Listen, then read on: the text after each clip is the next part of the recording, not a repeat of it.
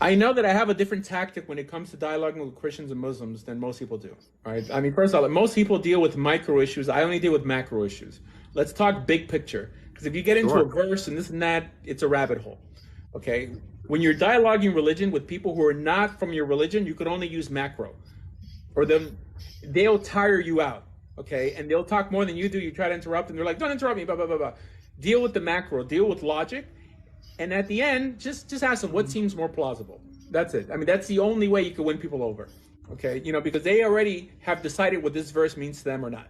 Okay, but in the vast majority of cases, people are a bit oblivious to their whole existence. They never stop and think about what they actually believe and how they look to other people. So if you break down what the Torah actually says, and then tell them, do you really think a good God is going to condemn you out of heaven or into hell, whatever, because of this interpretation that's not exhaustive, it's not exclusive, right? That paints God as kind of an ugly individual. The only reason God is God to us is because he's good. If God was not good, he would not be God. Okay? And if he was God, regardless, he wouldn't be God to me. We have to validate God as good, right? He exists for us.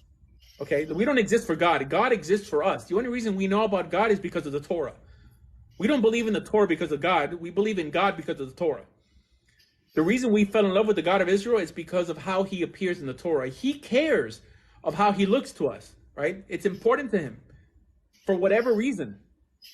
So this idea that God is God no matter what, and this is what has people staying in very dangerous belief systems, in some way believing that even though if loving the Lord is wrong, I don't want to be right. That's the stupidest, if loving the Lord was wrong and made you a worse individual, find a new religion in any aspect, right? I mean, ask these questions. You have to validate him as good. And we have the capacity to do that to a certain extent. To a certain extent, I believe the Torah is there to polish you up. But in order to be able to choose the right religion, the only way God could reward you for choosing the right religion is if he instilled a basic sense of morality, a valid basic sense of morality that you're able to choose right and wrong, enough to choose the right God, right? I mean, that makes sense. So then someone could say, well, God, the only reason I didn't follow you was because I didn't have a religious education or I wasn't raised by rabbis. No, everyone, because we have this basic sense of morality, could be held to the same standard. Why didn't you choose to either convert to ethical Islam, ethical Christianity, or ethical Judaism? Okay, no, because you blunted your moral compass.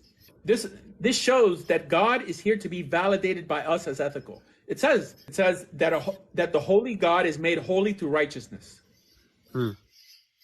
Now, what's righteousness? Righteousness is doing the right thing.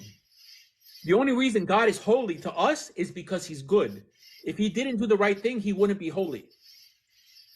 And people fail to.